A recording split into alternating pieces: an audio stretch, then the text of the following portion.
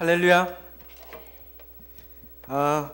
지금 사도행전을 통하여서 하나님의 부흥의 역사들을 바라보며 또 우리 가운데에 하나님의 부흥이 임재하기를 사모하며 나아가고 있습니다. 몇 주에 걸쳐서 점점 커져가야 됩니다라는 시리즈로 지금 말씀 나누고 있는데요. 처음 우리가 커져야 될 것이 뭐냐면 하나님에 대한 지식입니다. 우리가 알고 있는 요만한 하나님이 아니라, 내가 경험한 요만한 하나님이 아니라, 우리가 다 알 수도 없고 깨달을 수 없는 크고 놀라우신 하나님을 더욱더 알아가자라는 것입니다. 두 번째, 우리가 알아야 될 것이 있는데, 그것은 뭐냐면 고난에 대해서 알아야 된다는 것입니다.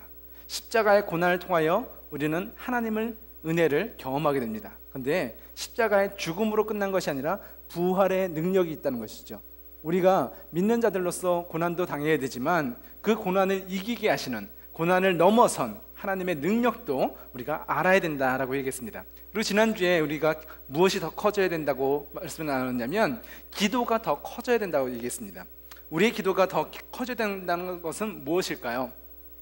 우리가 항상 하는 습관적인 기도의 수준에서 우리의 기도의 수준이 하나님의 뜻을 구하는 기도로 바뀌어져야 된다는 것입니다. 하나님의 계획을 구하기 때문에 우리의 기도가 더 커져야 되는데, 하나님의 계획은 우리의 생각보다 더 크시기에 지금 우리가 이 정도 사이즈로 구했다면 하나님의 계획에 맞게 우리의 기도도 더 커져가야 된다라고 얘기했죠. 그래서 이제는 우리의 기도가 커지면 커질수록 하나님의 역사도, 하나님의 응답도 우리에게 더 확실하고 크게 강하게 임하게 되는 것입니다. 하나님의 향한 우리의 믿음과 우리의 기도의 수준이 점점 커지고, 이제는 우리가 알아야 될 것이 무엇이냐면 하나님의 사역, 하나님께서 이 땅 가운데에 하기 원하시는 전도와 선교의 사역도 점점점 더 커져가야 된다는 것이죠.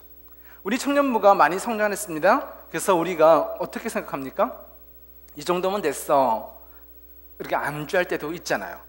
참 좋다라고 얘기하지만 어떻게 보면 점점 커지는 것을 사모하는 것이 아니라 그냥 이 정도의 수준으로 머물고자 하는 그 마음이 있을 텐데, 그런데 우리에게 주시는 하나님의 마음은 무엇이냐면 하나님은 우리의 이 미니스트리가 더 커지기를 원하신다는 것입니다. 그래서 사도행전 13장을 통해서 하나님의 사역은 어떻게 더 성장해 가야 되는지, 어떻게 더 커져 가야 되는지를 말씀을 통하여 알기 원합니다. 그렇다면 하나님의 사역, 그러면 어떤 사람들이 더 성장시켜 나가는 걸까요? 어떤 사람들이 그 성장을 이끌어가는 걸까요? 사도행전 13장 1절 말씀 보게 되면 예루살렘과 안디옥 교회가 세워지고 이제는 그들의 교회가 든든히 커져가는 것을 보게 됩니다. 그 가운데에 안디옥 교회는 특별하게 이런 사람들이 있습니다. 그 교회는 예언자와 교사들이 있었다라고 얘기하고, 또한 바나바가 있었고, 니게르라는 시므온과 구레네 사람 루기오와 분봉왕 헤롯 안티파스와 함께 자라난 마나엔과 사울이 있었다라고 얘기하고 있어요. 여기에 이 명단을 보게 되면, 이들의 이름을 보게 되면 예수님의 12제자는 들어있잖아요.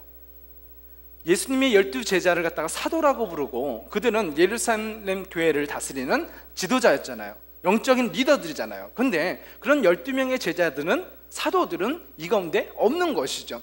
그래서 좋은 인격의 사람으로 알려진 바나바가 있었고, 그는 온유했지만 막 파워풀한 리더십의 소유자는 아니지 않습니까?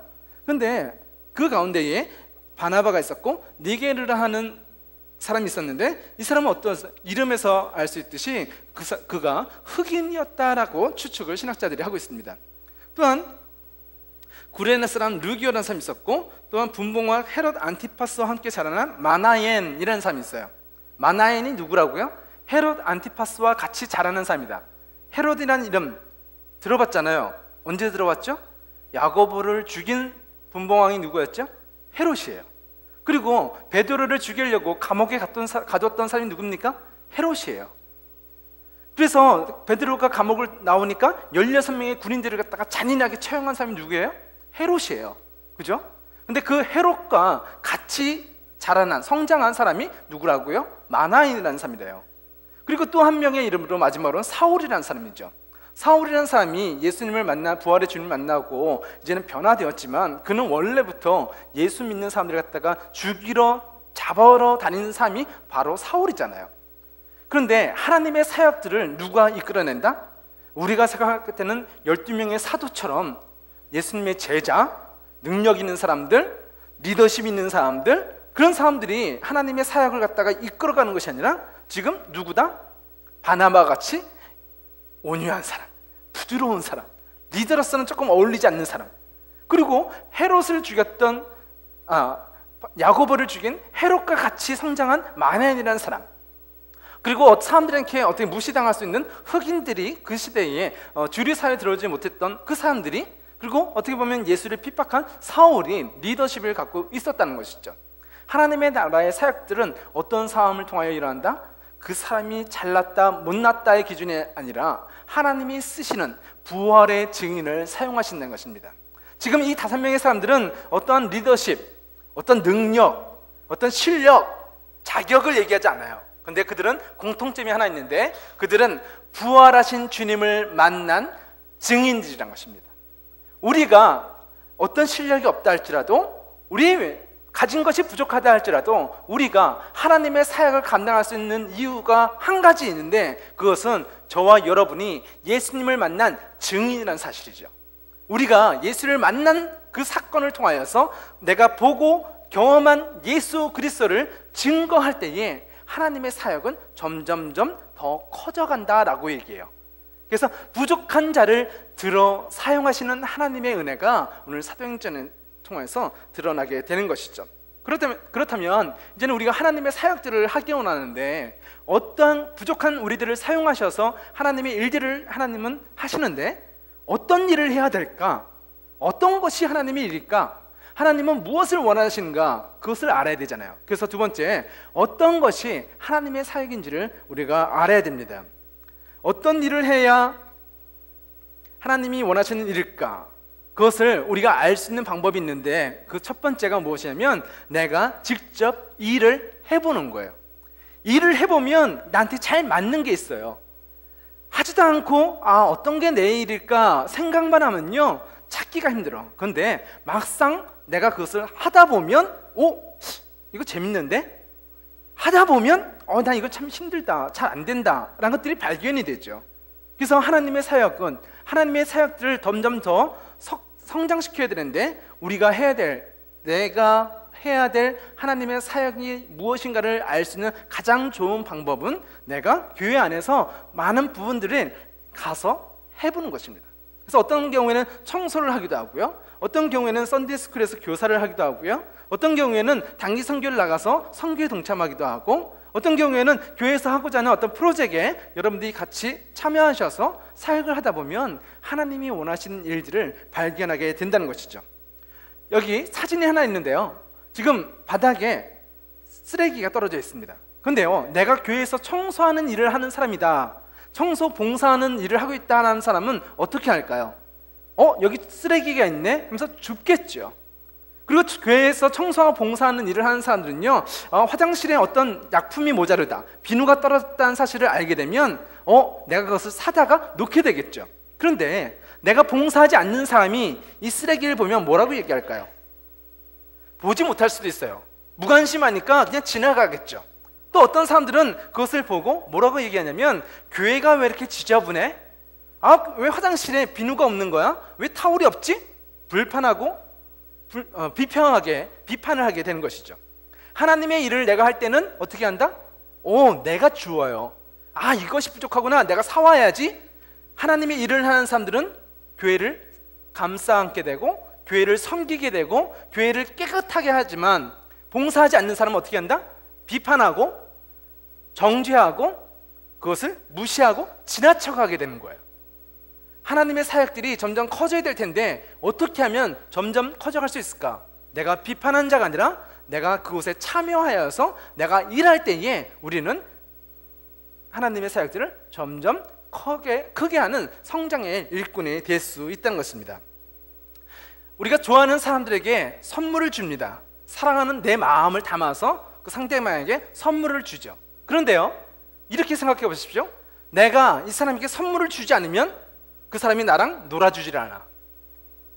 선물이에요. 그런데 내가 그 사람을 사랑해서 주는 것이 아니라 그 사람이 선물을 갖고 오지 않으면 나를 만나주지 않고 선물을 갖고 오지 않으면 나와 놀지 않기 때문에 내가 어쩔 수 없이 선물을 사서 그 사람에게 갖다 줘.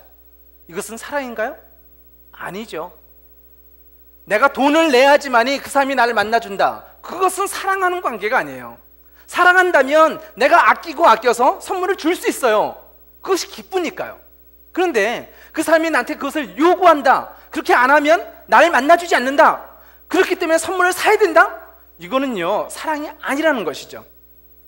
우리가 무엇을 해야지만이 하나님께서 우리를 만나주시는 것은 아니에요. 하나님의 교회를 열심히 봉사해야지만이 우리를 만나주시는 것이 아니라는 것이죠. 그런데 내가 십자가의 주님을 만나고 그 은혜를 경험하니까 너무나 감사해서 가만히 있을 수가 없어서 하나님 앞에 나아가는 봉사의 일들을 하게 된다라고 얘기하는 것이죠. 여기에 분명한 방향이 정해져야 된다는 것입니다. 우리가 하나님 앞에 이렇게 기도합니다. 하나님, 제가 무엇을 할까요? 가르쳐 주세요. 그러면 가르쳐 주시면 제가 그 일을 봉사하겠습니다. 잘 보세요. 내가 선물을 줘야만 하나님의 은혜를 받을 수 있는 그 모습과 너무나 비슷하다는 거예요. 신앙은요, 내가 무엇을 봉사해야지 하나님께 칭찬받고 내가 열심히 순종해야지 하나님께 벌 안 받는 그런 관계가 아니에요. 십자가로 말미암아 받은 은혜가 너무나 감사해서 내 사랑이 넘치고 넘치기 때문에 주님 앞에 드려도 부족한 마음을 느끼는 것, 그것이 신앙이거든요. 드려도 넘치니까 열심히 봉사하고 봉사해도 기쁜 거예요. 그런데 내가 하나님 앞에 벌 받지 않으려고 이런 일들을 쌓아간다면 그것은 신앙이 아니라 노동이 되겠죠. 일이 되겠죠. 하나님의 나라는요, 노동이 아니에요. 하나님의 나라의 일은요, 내가 열심히 일해서 가는 것이 아니라는 거예요. 하나님의 나라의 성장은 내가 감사하기 때문에, 사랑하기 때문에 더욱더 나아가고, 세상 사람들은 포기할지라도 이 사랑이 멈출 수 없어서 예수님 앞에 달려가는 삶을 이야기하고 있는 것이죠. 그렇기 때문에 번아웃 됐다라는 얘기가 우리 신앙인의 입에서는 나와서는 안 되는 얘기입니다. 왜 번아웃 됐죠? 내가 드렸으면 받는 게 있어야 될 텐데 받지 못하니까 번아웃 되는 거예요. 내가 이만큼 드렸는데 하나님 저한테 왜 안 주시는 거예요? 너무하신 거 아니에요? 난 이만큼 노력했잖아요. 이만큼 기도했잖아요. 이만큼 봉사했잖아요. 그러면 나한테 주셔야죠. 그런데 주지 않으니까, 받지 못하니까 번아웃 되는 거예요. 신앙은 give and take의 관계가 아니에요. 하나님의 은혜를 받아서 갚을 수 없는 그 은혜로 인하여 하나님 앞에 드려도 기쁜 삶, 주님을 바라보면, 주님만 생각하면 내 삶 속에 어려움이 와도 그 어려움 때문에 눈물 지는 것이 아니라 주님 한 분으로 인하여 충분하고 기뻐하고 달려가는 삶, 예수님 한 분으로 인하여 찬양하며 우리의 영혼이 샘솟는 생수를 맛보는 삶을 얘기하고 있는 것이죠. 그래서 이것은 번아웃이라는 단어가 어울리지 않는 것, 그것이 신앙인의 삶인 것입니다. 하나님의 나라가 이제는 내가 직접 일할 때에, 하나님을 경험하고 하나님과 함께 사역을 할 때에, 이것이 나의 소명이구나, 이렇게 하는 것이 더욱더 하나님의 나라를 확장시키는 것이구나, 그것을 발견하시기를 예수님의 이름으로 축원합니다. 두 번째, 우리가 하나님의 사역이 어떠한 것인지를 알 수 있는 두 번째 방법이 있는데, 내가 어떤 일을 해야 되는가, 하나님의 계획을 알아야 될 텐데 그 계획을 아는 자리가 예배의 자리라는 거예요. 예배는 어떤 자리입니까? 하나님과 내가 만나는 자리예요. 하나님과 내가 만났으니까 하나님의 이야기를 들을 수가 있잖아요. 설교를 통해서 하나님의 음성을 듣습니다. 찬양을 드리면서 하나님의 성령의 음성을 듣습니다. 여러분이 예배에 나와서 입술을 열어 기도할 때에 하나님께서 우리에게 말씀하시는 성령님의 세밀하신 그 음성을 듣게 되는 것이죠. 그래서 예배에 나온 자는요, 하나님의 계획을 알게 되고, 예배에서 하나님의 음성을 듣는 사람은 그 음성에 따라 순종해 나아가는 삶을 살아가게 된다는 것이죠. 그래서 우리가 하나님의 사역들이 점점 더 커져가려면 하나님을 만나야 된다. 그 만나는 자리가 바로 예배라고 얘기하고 있어요. 사도행전 13장 2절에 그들이 주님께 예배드리며 금식하고 있을 때에 라고 얘기하고 있어요. 이들이 하나님 앞에 예배하는 삶을 살아갈 때에 무엇을 알게 된다? 하나님의 계획을 알게 된다라고 얘기하고 있는 거예요. 여기서 금식했다는 것은 무엇입니까? 그들이 그냥 의무적으로 예배 드려야 되니까 하는 예배를 드린 것이 아니라 금식이라는 것은 내 목숨을 걸고 드리는 예배예요. 내 생명을 걸고 드리는 예배 가운데 나갔다라고 얘기하고 있는 거예요. 이들이 안디옥 교회 성도들이 목숨을 걸고 하나님 앞에 예배를 드릴 때에 하나님께서는 그들에게 하나님의 음성을 들려주셨다, 하나님의 큰 계획을 보여주셨다라고 얘기하고 있는 것이죠. 오늘도 여러분에게 이 예배의 자리가 하나님의 크고 놀라운 계획이 드러나는 자리가 되기를 예수님의 이름으로 축원드립니다.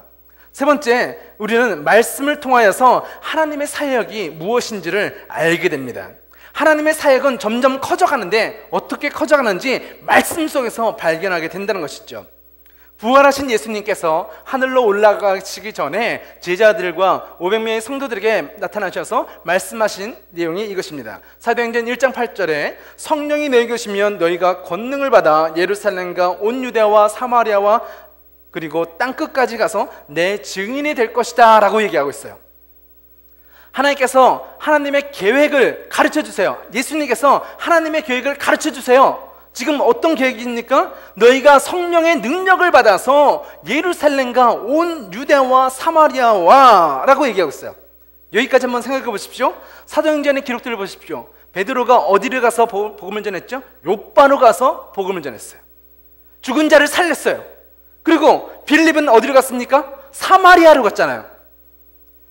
유대를 지나가서 이제 사마리아까지 복음을 증거했어요. 그리고 그 사마리아의 복음을 증거한 다음에 누구를 불렀죠? 베드로와 요한이 와서 하나님의 말씀을 가르쳤다라고 얘기하잖아요. 그리고 또한 안디옥까지 복음을 전해서 이제는 안디옥에 교회가 생겼잖아요. 온 유대, 예루살렘에 복음이 전파되니까 예루살렘에 교회가 생겼고요. 그리고 예루살렘을 지나서 유대 지방에 안디옥과 여러 지방에 복음이 증거했고요. 또한 사마리아라는 이스라엘 민족이 가서는 안 되는 땅, 더럽다고 여기고 이방인의 땅이라고 여기지는 그 사마리아 땅까지 누가 갔다? 빌립이 가서 복음을 전했어요. 그러면 이제 뭐가 남았죠? 하나님의 사역이 점점 커져가고 있어요. 그리고 마지막으로 땅끝, 유대가 아닌, 이스라엘이 아닌 다른 나라 땅끝이 남아있다는 것이죠. 하나님의 계획이 여기서 드러나고 있는 거예요. 사도행전 1장 8절에 하나님의 계획을 말씀해 주셨어요. 예루살렘과 온 유대와 사마리아와 그리고 땅끝이라는 더 큰 하나님의 계획들을 보여주신 것이죠. 지금까지 이 사도행전 12장까지 이제는 사마리아까지 왔어요. 그리고 이제는 13장에서 사마리아를 넘어서는 온 땅끝, 유대와 예루살렘과 유대와 사마리아를 넘어서는 땅끝의 사역이 이제는 시작이 되는 것이 사도행전 13장에 드러나고 있는 것입니다. 그런데 우리는 선교에 대해서 생각할 때 이렇게 생각합니다. 아, 목사님, 선교해야죠. 전도해야죠. 그런데 우리 가족도 지금 믿지 않는데 우리 가족에게 먼저 복음을 전해야지 딴 나라 사람들에게 복음을 전하는 것이 우선돼서는 안 되지 않습니까? 우리 교회 청년들 중에도 교회에서 나와서 상처를 받아서 지금 교회 안 나온 청년들이 있는데 그 청년들도 찾아가서 전도해야지 그 사람들은 내버려두고 또 아르헨티나, 파라과이 딴 나라만 전도하면 됩니까? 좀 그런 건 맞지 않는 것 같아요 라고 얘기해요. 맞습니다. 우리 가족도 전도해야죠. 또한 우리 청년부에 나오다가 상처받고 나오지 않는 청년들도 계속해서 우리가 전도해야죠. 그래서 이 사람들을 전도하려고 선교를 포기하고 이 사람들에 집중해. 그럼 이 사람들이 교회 나올까? 아니요, 안 나오던데요. 근데 이 사람들이 나올 때가 있어요. 언제인지 아세요? 우리가 하나님의 예수 그리스도의 명령에 따라 하나님의 계획에 따라 예루살렘과 온 유대와 사마리아를 벗어나 땅끝까지 아르헨티나, 파라과이, 멕시코, 베트남, 인도네시아까지 복음을 전하니까 내가 아무리 전해도 나오지 않았던 내 아버지가 내가 아무리 주르고 전화해서 깨워도 안 나오던 그 청년이 우리가 전도해서 하나님 말씀에 순종할 때 나오기 시작하더라는 거예요. 이게 신앙의 신비예요. 사단은 우리에게 무엇이라고 얘기해요? 성장만을 왜 요구하냐? 교회가 왜 이렇게 숫자만 요구하냐? 왜 해외 그 많은 돈을 쓰면서 해외에 나가서 그 비행기 값을 버리고 오느냐라고 얘기해요. 그럴듯하죠. 그런데 성경은요 어떻게 얘기한다? 예루살렘과 온 유대와 사마리아와 땅끝을 동시에 하라고 얘기하고 있어요.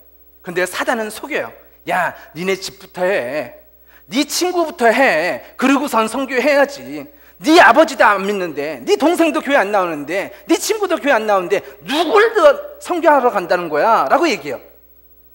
성경은 그 말에 속아서는 안 된다라고 얘기하는 거죠. 사단은 우리에게 속이는 자로 얘기하지만 성경의 말씀을 통하여서 우리는 이 말씀을 읽는 것입니다. 예루살렘과 온 유대와 사마리아와 땅끝까지 나아가 하나님의 계획들을 점점 성장시켜라. 하나님의 말씀에 순종하여 나가라. 하나님의 복음의 메시지가 점점 커지게 하라 라는 그 말씀에 우리가 순종해야 된다는 것입니다. 우리가 이 말씀에 순종할 때에 우리의 미니스트리가, 우리의 사역이 점점 커져갈 수 있다는 것이죠. 그러면 하나님의 나라의 사역이, 이 미니스트리가 점점 커져갈 때에 나는 어떤 역할을 해야 하는가, 나는 어떤 사명을, 어떤 일을 해야 되는가에 대해서 우리가 알기 원합니다. 첫 번째, 이 사역들이 확장되어져 나갈 때 내가 해야 될 일은 뭐냐면 직접 나아가는 단기 선교사 아니면 장기 선교사로 우리가 나아가야 된다는 것이죠. 13장 2절 말씀 보게 되면 성령께서 그들에게 말씀하셨습니다. 바나바와 사울을 따로 세워 내가 그들에게 맡길 일을 하게 하여라 라고 얘기하고 있어요. 안디옥 교회 성도들이 금식하며 기도할 때에 성령님께서 하나님의 사람들에게 말씀하셨습니다. 뭐라고? 바나바와 사울을 따로 떼어서 세워 놓아라. 내가 그들을 보낼 텐데 그들을 함께 보내는 것이 아니라 따로따로 보낼 것이다 라고 얘기하고 있어요. 우리가 생각할 때는 하나님의 사역들을 같이 해가면 좋을 것 같잖아요. 바나바와 사울이 친하니까 같이 동역을 하면서 하나님의 사역들을 해 나가면 좋을 것 같은데 아니요, 하나님의 계획은 다르다는 거예요. 나아가는 선교사 누구나 나가는 것이 아니라 하나님이 정하신 사람들만 나가야 된다는 거예요. 근데 하나님이 정한 사람이 아니라 그냥 뜨거워, 너무 좋은 것 같아. 그래서 하나님이 정하지도 않은데 가겠다는 사람들이 나오는 경우가 있어요. 그 사람들이 가면 문제예요. 그 사람들이 가면, 안 가야 될 사람이 가면 문제를 일으켜. 신앙 좋으면 다 가느냐? 아니요. 하나님께서 정하신 사람들만 나갈 수 있는 그 축복이 주어진다는 것이죠.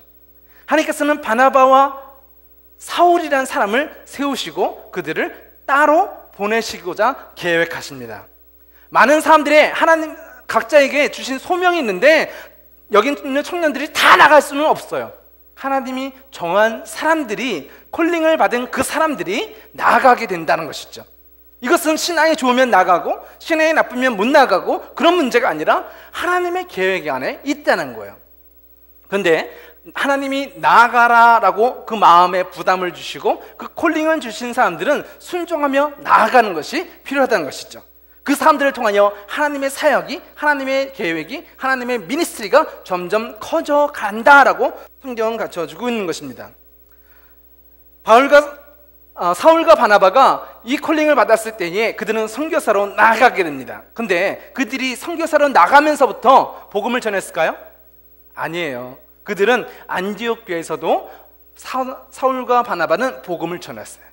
매일매일 그곳에서 만나는 사람들에게 복음을 전했어요. 그러다가 장소만 바뀌어진 거예요.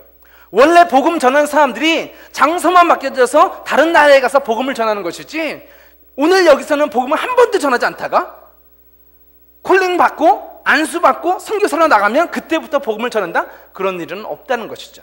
그래서 저와 여러분들이 해야 될 것이 무엇이냐면, 나가는 선교사도 중요하지만 오늘 이곳에서 복음을 전하는 자가 되어야 된다는 것이고, 내가 복음을 전하는 자가 될 때에 하나님께서는 특별하게 계획하신 한 사람 한 사람을 부르시고 그들을 나아가는 선교사로 세우신다라고 성경은 갖춰주고 있는 것이죠. 두 번째, 나아가는 선교사가 있는 것뿐만 아니라 보내는 선교사가 있다는 것입니다. 전부 다 우리 청년들이 나가는 것은 아니라고 했잖아요. 이곳에 남아서 그 나아간 사람들을 갖다가 서포트하는 사람들이 이곳에 분명히 필요하다는 것이죠. 그들 남아있는 사람들이 바나바와 사울에게 손을 얹고 그들을 안수하여 떠나보냈다라고 성경은 갖춰주고 있습니다. 하나님의 사람들이 바나바와 사울을 인정해 주는 거예요.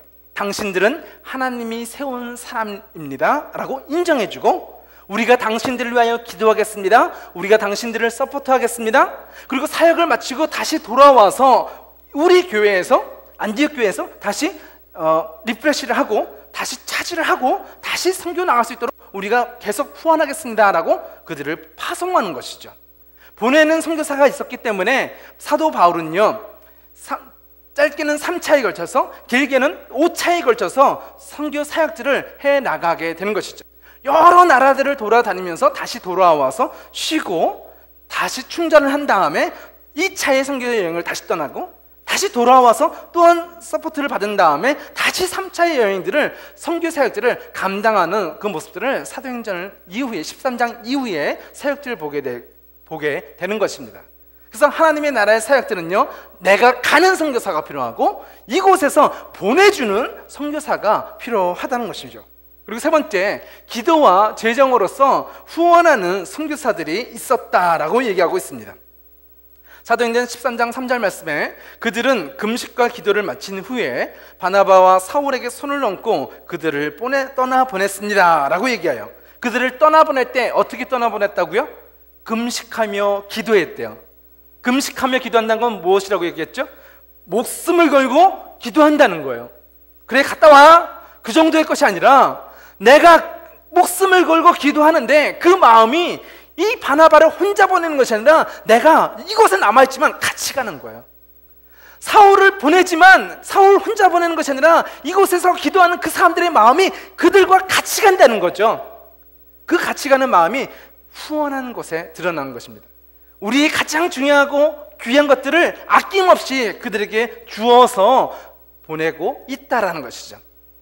우리가 말만 잘 갔다 와 한다는 것, 그것은 가식일 수 있습니다. 그런데 내가 써야 될 것들을 쓰지 않고 내가 필요한 것들을 사지 않고 모은 그 돈을, 선교 헌금을 이 바나바와 사울에게 들려주면서 복음을 위해서 써주세요 라고 기도하는 그들의 마음은 전부를 보낸 것이죠. 가는 사람들은 고생하고 남아있는 사람들은 편하자가 아니라 가는 사람들도 주 예수 그리스도의 십자가의 그 사명을 따라가는 것이고 이곳에 남아있는 사람들도 생명을 걸고 정말 목숨을 걸고 기도하는 마음으로 싸워 십자가를 지고 나아가기 때문에 하나님은 이 모든 선교의 사역을 바울이 했다라고 얘기하지 않고 안디옥 교회, 온 교회가 그 사역을 감당했다, 한두 사람만 하나님의 사역들을 점점 확장시켰다, 크게 만들었다 얘기하는 것이 아니라 너희가 금식과 기도함으로, 보냄으로, 나아감으로 전부 다 하나님의 사역을 감당했다라고 선포하고 있는 것이죠. 저와 여러분들이 이제는 나아가는 선교사가 되어야 되고 보내는 선교사가 되고 내가 써야 될 것들을 아끼고 아껴서 그들을 서포트하고 기도로서 함께 사역에 동참하시는 기도와 재정의 선교사가 되시기를 예수님의 이름으로 축원합니다. 신약시대의 선교의 사역들을 저희가 좀 정리해서 몇 가지로만 잠깐 소개해드리면요, 신약시대의 선교 역사는 로마 시대 때의 선교의 역사가 있습니다. 콘스탄티누 황제가 기독교를 공인하기 전에 카타콤에서 숨어서 예수 그리스도를 전했던 모습들이 있죠. 그 가운데에 물고기 마크, 익투스라는 마크 아십니까? 하나님의 아들 예수 그리스도 나의 독라는 그 뜻을 가진 익투스라는 몰래 숨어서 복음을 전하던 선교하던 시대가 있었고요. 또한 이제 로마 시대에는 기독교가 로마의 종교가 되었기 때문에 나라의 종교로서 복음을 전하던 시대가 있습니다. 그리고 이제는 중세에는요, 식민지와 함께 스페인, 포르투갈, 또한 영국, 네덜란드 그 나라들이 군대와 함께 정치적인 것과 더불어서 종교를 전도하였던 어떤 식민지 시대의 선교의 방법이 있고요. 또한 수도원 중심의 선교가 그 다음에 등장하게 되고, 또한은 원주민들, 미전도 종족들에게, 부족들에게 복음을 전하던 전 선교의 방법들이 있습니다. 근데 그 선교의 방법들이 많은 잘못된 것과 장점들을 모아서 현대에는요, 새롭게 선교가 정의되는데, 현대의 선교는 어떤 방식을 띠게 되냐면 도시 선교라는 방법을 갖게 됩니다. 근데 사도행전 13장에도 사울과 바나바가 가졌던 선교의 방법이 이 지금 현대에서 말하는 도시 선교와 너무나 유사한 점들을 발견하게 됩니다. 오늘 말씀을 보게 되면 13장 4절 말씀을 보게 되면 바나바와 사울은 성령의 보내심을 받아 실루기아로 내려갔습니다. 그곳에서 그들은 배를 타고 카프로스로 건너갔습니다 라고 얘기하고 있어요. 지도에 보게 되면 안디옥 교회에서 안수를 받은 바나바와 사울과 마가가 배를 타고 이 굽으로 사이프러스로 옮겨갔다라고 얘기하고요.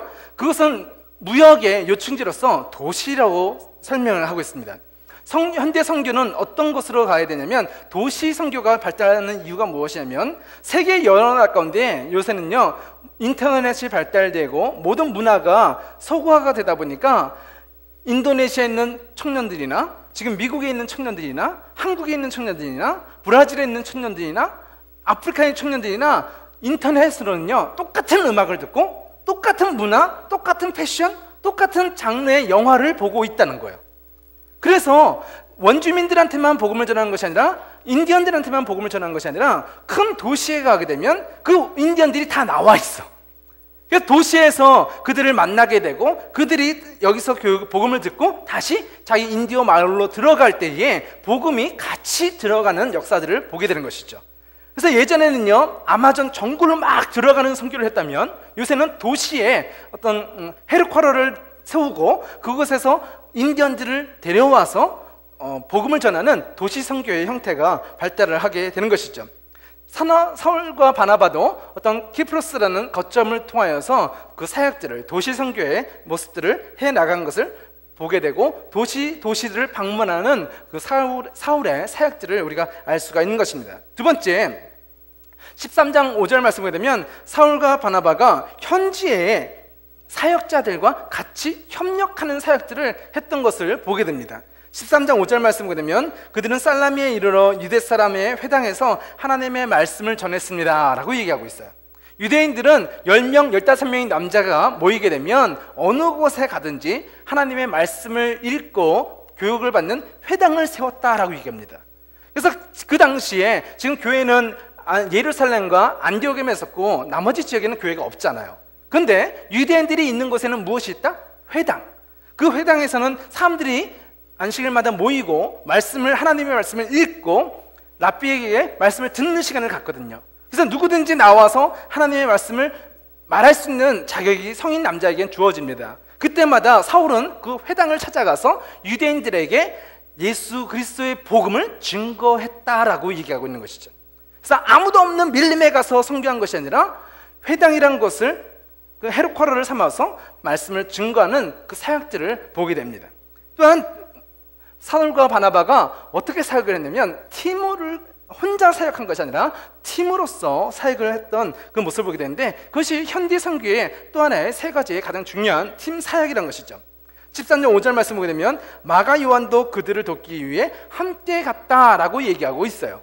하나님의 사역들이 이제는 한 사람의 신앙 좋은 몇몇 사람의 일이 아니라 하나님의 나라의 일들은 팀을 통하여서 그 일들을 진행해 나간다라고 얘기하고 있는 것이죠. 그래서 제가 왜 이 뒷면에 아르헨티나 사역들을 그림을 넣었냐면요, 아르헨티나와 파라과이에서도 우리가 똑같은 선교의 전략을 가지고 나아가게 됩니다. 부에노스아이레스는요 세계 메가 시티 중에 하나입니다. 그래서 그 도시를 거점을 갖고 저희가 이번에 단기 선교를 가게 되고 그 사역을 할 때에 우리 청년들이 열심히 가서 하는 것으로 끝난 것이 아니라 그곳에 있는 한인 교회들 5교회가 같이 연합하여서 그 미니스트리를 하게 되고요. 또 그 가운데 IMB 선교사님이신 한영재 선교사님과 또한 파라과이에 계신 감리교 선교사님과 같이 연합을 해서 그 사역들을 팀으로서 이루어가게 된다는 것이죠. 그 가운데에 나아가는 사람뿐만이 아니라 이곳에서 있는 저와 여러분들도 그 사역에 보내는 선교사로서 기도와 재정을 후원하는 이 현대 선교의 그 놀라운 사역들에 같이 동참하게 된다는 것을 우리가 알아야 된다는 것이죠. 우리가 이곳에 있지만 하나님의 사역들은 저와 여러분을 통하여 점점 확장되어져 간다는 것입니다. 그리고 마지막 결론으로서 하나님의 사역은 점점 커져가야 되는데 그 커져가는 것이 우리의 열심이나 노력으로 되는 것이 아니라 하나님의 능력이 하나님의 사역들을 일으키신다는 거예요.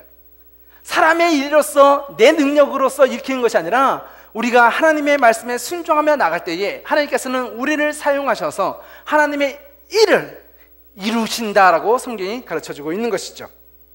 13장 6절과 7절 말씀을 보게 되면 그들이 사울과 바나바가 바보라는 지역에 도착을 했습니다. 그곳에 도착해 보니까 바 예수라는 사람이 있는데 그 사람은 유대인인데 직업이 마술사예요. 유대인들은요, 마술을 하고 점을 보는 것을 갖다가 돌로 쳐서 죽이라고 얘기하거든요. 율법이 금지하는 일이거든요. 근데 유대인인 바 예수라는 사람이 마술사의 일들을 하고 있더라는 것입니다. 근데 그 마술사가 총독 서기오 바울이라는 사람의 옆에서 그 사람들을 붙잡고 있는 영적인 악한 역할들을 하고 있었다라고 얘기해요. 13장 8절 말씀을 보게 되면 엘루마라고 하는 그 마술사가 바나바와 사울의 일을 방해했다라고 얘기하고 그 총독이 예수님을 믿는 것을 믿지 못하도록 꽉 붙잡고 있었다라고 얘기해요. 근데 이 총독은요, 예수님에 대해서 알고 싶어 하는데 이 마술사가 유대인인 사람이 이 총독을 붙잡고 예수를 못 믿게 하는 거예요.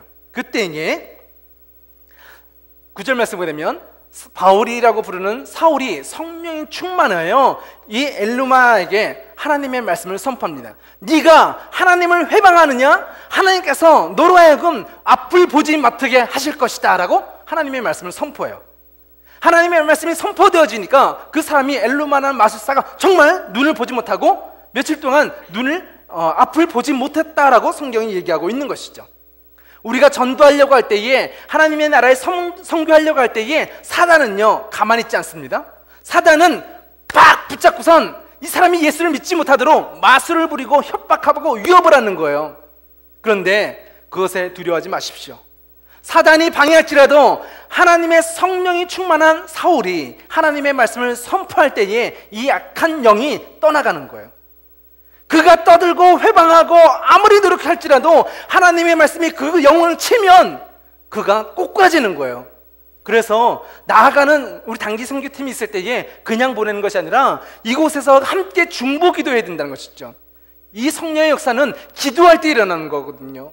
하나님의 성령의 역사는 몇몇 믿음 좋은 사람들이 하는 것이 아니라 나아가는 삶이 있고, 이곳에서 기도할 때에 하나님의 성령의 역사가 이곳에서 그곳에서 동시에 일어나는 하나님의 사역들을 가져온다라고 가르쳐주고 있는 것입니다.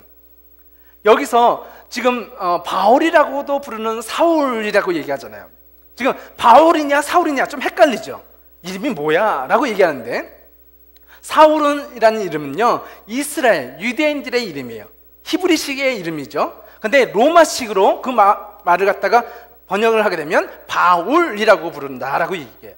그래서 사울은 큰 자, 바울은 작은 자라는 뜻으로서 얘기하기도 하지만 사울은 어떤 사도로 부름을 받았다? 바나바는 유대인들을 위한 사도로 부름을 받았다면, 이 사울은요, 누구를 향한 사도로 부름을 받았느냐? 로마 이방 유대인이 아닌 다른 나라 사람들의 이방인의 사도라고 얘기하거든요. 그래서 로마가 점령하고 있던 나라들을 이 사울이 여행을 하면서 다니는 거예요. 그래서 이름을 갖다가 포울이라고 부르는 거죠. 그래서 로마식으로 그를 바울로서 불렀다라고 얘기하고 있는 거예요. 오늘 이 말씀을 통하여서 알 수 있는 선교와 전도의 방법은, 하나님의 나라의 말씀들을 증거할 때에 그것은 사람들의 열심으로 복음을 설명하고 가르치는 것이 아니라, 이 복음을 막는 영적인 것에 이기는 방법은 무엇이다? 복음을 전하는데 방해하는 그 악한 영은 성령의 말씀의 권세로만, 말씀으로만 이길 수 있다는 거예요. 그래서 전도와 선교는 사람의 일이 아니라 성령의 일이라는 것입니다. 기도할 때만이 하나님의 말씀의 복음의 역사가 나타난다라고 성경은 가르쳐주고 있는 것이죠. 그 말씀을 들은, 그리고 그 바울의 말대로 이 엘루마라는 사람 마술사가 앞을 보지 못하는 것을 보고 총독이 그 모습을 보고 예수님을 믿게 되었다라고 얘기하고, 주님에 관한 가르침을 정말 사모하여서 배웠다라고 성경은 가르쳐주고 있는 것이죠. 한 지도자가 변하게 되니까 그 지역 전체가 다시 복음의 역사로서 다시 부흥을 맞게 되는 것입니다. 악한 영은 이 리더를요 꽉 붙잡고 믿지 못하게 만들어요. 그러나 하나님의 성령 충만한 사울과 바나바가 기도할 때에 하나님께서는 이 악한 영을 끌어내시고 이 총독을 예수를 알게 하시며 그 총독을 통하여 그 지역 전체가 하나님께로 돌아오는 부흥의 역사들을 주신 것을 보게 되는 것입니다. 십자가에는 능력이 있습니다. 사람의 능력으로서 선교와 전도, 내가 착하니까, 내가 열심히 하니까 선교가 된다? 아니요. 성령님께서 우리를 사용하시고 우리가 기도할 때에 하나님께서 역사하심으로 그 구원의 역사들이 드러나는 것을 우리가 알게 되는 것이죠. 그래서 하나님의 사람들이 말씀에 순종하여 나갈 때에 하나님의 사역이 점점 커져갔다라고 성경이 증거하고 있는 것입니다. 마지막으로 영상을 하나 보여드리려고 하는데요, 몇 년 전에도 한번 보여드렸던 영상인데요, 한번 먼저 보고 나눌까요? 조명을 조금 줄여주십시오. 12살 로건이라는 아이가 하나님이 주신 말씀을 나누려고 라디오 방송국에 전화한 내용입니다.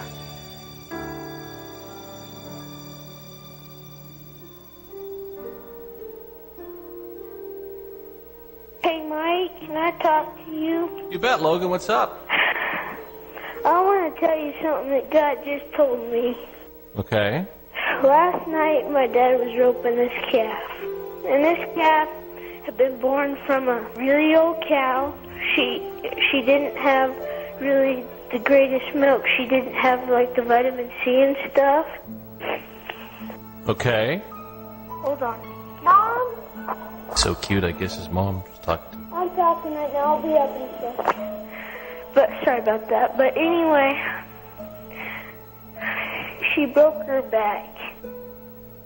And this morning I went out and put her down myself.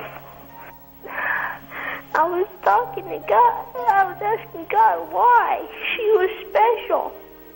And God said, you know, Logan, but my son was special, but he died for a purpose.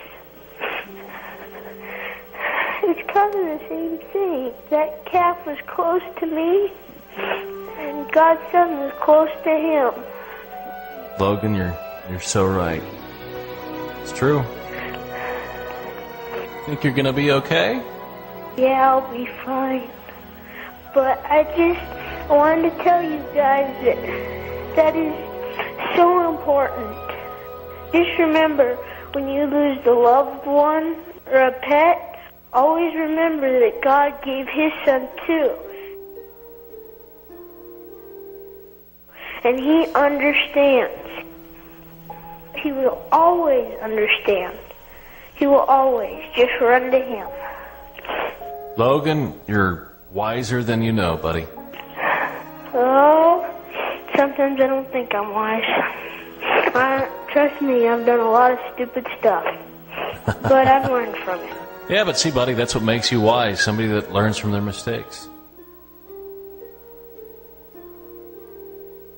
Oh, I just figured I'd better call and share with you guys. Love you. Love you too. Bye. Bye-bye. 12살 된 로건이라는 이 아이가 자신의 그날 아침에 하나님이 자기에게 준 말씀을 나누려고 전화를 걸었고, 그 전화한 내용이 라디오 방송을 통하여서 수많은 사람들에게 전달되었습니다. 그리고 몇 년 전에도 이 영상이 유튜브에 올랐었는데 지금도 이 영상이 많은 사람들에게 보여지고 있는 것이죠. 12살짜리 아이는요, 자기에게 주신 하나님의 말씀을 나누고 있습니다. 하나님의 말씀을 나눌 때에 하나님의 사역들이 점점 커져가고 있습니다. 하나님께서도 동일하게 저와 여러분에게 십자가라는 은혜를 주셨습니다. 근데 그 은혜가 나누어져 가고 있습니까? 커져가고 있습니까? 커져가는 것이 아니라 아직도 원망하고 아직도 아파하고 아직도 하나님의 말씀을 듣지 못하는 모습으로 살아가고 있습니까? 하나님께서는 우리에게 너의 작은 모습이 아니라 하나님은 너를 통하여 하나님의 사역들이 커져 나가길 원하신다라고 얘기하십니다. 사도행전 1장 8절은 예루살렘과 온 유대와 사마리아와 땅끝까지 하나님의 사역은 점점 확장되어야 된다, 커져가야 된다라고 성경은 선포하고 있습니다. 그 일에 여러분은 쓰임받고 계십니까? 그 일을 쓰임받는 하나님의 사람들이 되시기를 예수님의 이름으로 축원합니다. 그 일에 쓰임받을 수 있는 자격은 잘난 사람이 아니었어요. 어떤 사람이었죠? 부활의 증인입니다. 예수를 만난 사람들, 그리고 그들이 기도할 때 어떻게 기도하는 사람이었다? 목숨을 걸고 금식하며 기도하는 사람들. 그리고 하나님께서 맡겨주신 사명을 가지고 죽으면 죽으리라 달려나가는 사울과 바나바의 사람들. 또한 그들을 그냥 보내는 것이 아니라 그들 안녕하고 여기서 나는 잘 먹고 잘 사는 사람들이 아니라 그들과 함께 나아가는, 이곳에 남아있는, 파송하는, 보내는 선교사들. 그들이 그 사람들만 인사로서만 보낸 것이 아니라 물질을 아끼고 기도하면서 그들에게 후원하였던 그 사람들을 통하여 하나님의 나라가 예루살렘에서 땅끝까지 그 부흥의 성령의 역사 가운데 있다는 것이죠. 하나님께서는 그 부흥을 이루실 때에 나 혼자만 내버려두는 것이 아니라 그 일을 누가 하신다? 하나님 스스로가 순종하는 사람들 손을 통하여 일하신다라고 오늘 사도행전 13장을 통하여 보여주신 것입니다. 교회가 성장하는 것만 요새 교회들은 찾는다? 맞습니다. 어떤 교회들은 그런 부정적인 모습도 있습니다. 사람들을 모으는 클럽이 교회는 아니죠.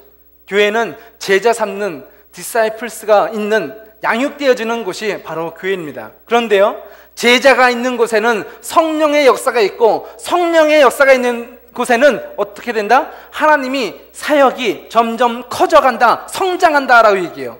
성장을 쫓아가는 것은 죄입니다. 그런데 우리가 믿음으로 살면 우리는 성장할 수밖에 없는 거예요. 왜? 우리는 살아있는 신앙이기 때문에 자라지 않고는 그것은 죽은 것이죠. 죽은 것은 자라지 않지만 살아있는 신앙은 자란다는 거예요.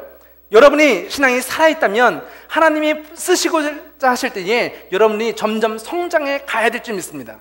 하나님은 살아계신 하나님이신데 우리는 항상 엎드려 있고 항상 넘어져 있다면 우리는 죽은 신앙이라고 얘기할 수 있는 것이죠. 하나님이 살아계십니다. 그 하나님이 여러분의 하나님이십니다. 그분이 오늘 여러분을 쓰기 원하십니다. 그때 주님 나를 사용하여 주시옵소서. 순종하며 결단하며 금식하며 기도하며 나아가는 우리 트랜스 좋은교회 청년부가 되시기를 예수님의 이름으로 축원드립니다. 기도하시겠습니다.